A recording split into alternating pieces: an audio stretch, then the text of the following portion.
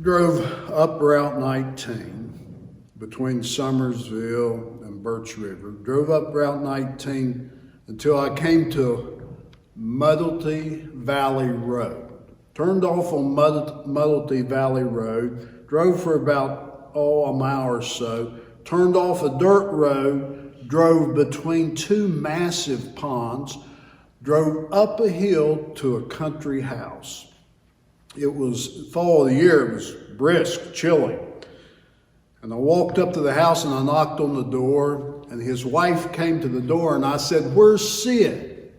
She said, "He's up in the field. Go on up there."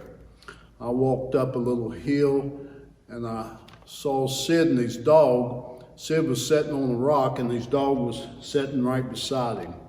I walked up to him and the dog growled at me and he said, "Hush." He said, "It's just the preacher." And he said, "Sit down." Sit down there. I was there to see how he was doing. He had just had surgery. And we were talking, and I would say something, and Sid would say something. And when Sid would say something, that dog's ears would just perk up, and they'd listen. Sid would quit talking. The dog would calm down. I would say something. Then Sid would say something, the dog's ears would perk up. And he said, "He's got to go." And I said, "Well, I need to leave too." He said, No. He said, "The dog has to go." And he looked at the dog and he said, "Go ahead." And that dog ran out of there. It was beating the band. It was running very fast with a purpose. And it ran over the hill. And we talked a little more, maybe 15 minutes. It took Sid a long time to tell a story. And I listened and I heard something coming up over the mountain. And I heard the dog barking. And the dog brought 15 or 20 sheep up over the mountain. And when they got up to where we was at, the dog came over and sat down by Sid. And we started talking and I was looking at the sheep. And when I would talk, the dog wouldn't pay no attention. When I would talk, the dog wouldn't pay no attention. A lot like church people. When I talk, they don't pay attention. But when I talk, the dog didn't pay attention. But boy, when Sid would say something, it would perk up, and the ears would perk up. We sat there and talked for a little bit, and the dog was getting yancy. And he said, "Well, go ahead." And the dog took the sheep over the hill. And we walked up to the house, and the dog took the sheep into the barn. The barn was right close to the house, and the dog laid down on the outside. The dog didn't know my voice, but the dog knew the voice of his master. If you're a Methodist preacher, you travel from one congregation to another. And along the way, over the years, I've met people that, unique people that stick in the mind. Sid Young from Muddlety was one of those people. He had white hair and he had real blue eyes. He was in his 80s and he had blue eyes, and those eyes just sort of penetrated you. You might say that Sid Young was the patriarch of the Muddlety church. He was, but he was also the patriarch of the whole community. When he talked, when Sid Young would talk, people would perk up and listen. I remember in Bible studies, I'd be talking about something and I'd throw out a question and people would answer the question and give comments. But boy, when Sid Young would say something, everybody would perk up and they would listen. I remember, and I've said this along the way, there's some people you cannot love unless you stay away from them.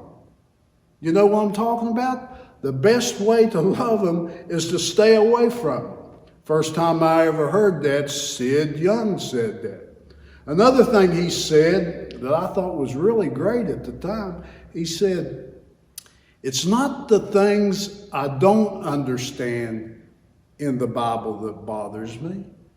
It's the things I understand that bother me." And I thought, oh, that is really brilliant. But later on, I figured out that Mark Twain said that before Sid did. But that stuck in my mind.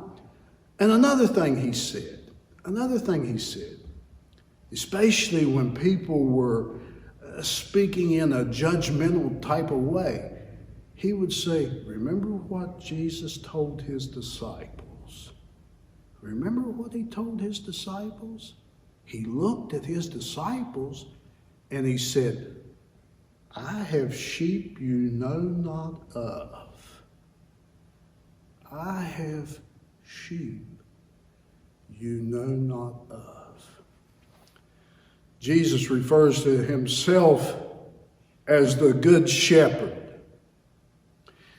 His sheep knows his voice. And when they hear his voice, they perk up. He leads them to the green pastures. He leads them to the still waters. He protects them. When one is lost, he goes after them. He is the good shepherd, and they know his voice. In that story Jesus is telling, he is talking about people. The sheep he is referring to are people within his flock, and he is the leader, and the sheep know his voice. But there are other people that know his voice that we are not aware of. He has sheep that we know not of. Take that and think about that.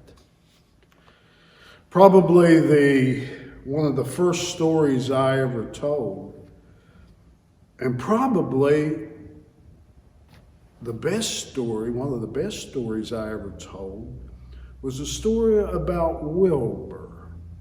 I have told that story in every church I have ever been in, maybe more than once. But Wilbur was a fella during my childhood that would come down the hill and children would gather and he would tell them stories and he would go on about his way. But what Wilbur would do, he would go to the local bar and he would get drunk. And he would come back of an evening staggering all over the road. Wilbur died, and Wilbur had a funeral at St. Luke's Methodist Church in Craigsville. I was very young, and my father took me to that funeral. And I remember walking with my father to the casket, and I was standing over Wilbur, looking at Wilbur, and my Sunday school teacher comes up as we are standing there. And I remember to this day what she said. She told my dad, she said, you know, Wilbur was a good person. Everyone liked Wilbur, but he just wasted his life. That's been with me all these years. She sort of stood in judgment of Wilbur.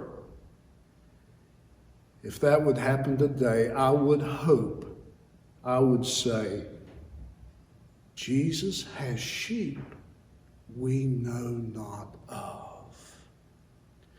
You know, I know Jesus, and I'm not saying this in a bragging type of way, but I know Jesus more than the average Joe because I've spent my life studying him, reading his scriptures, praying to him, listening to him, not listening to him. And I know him maybe better than some people.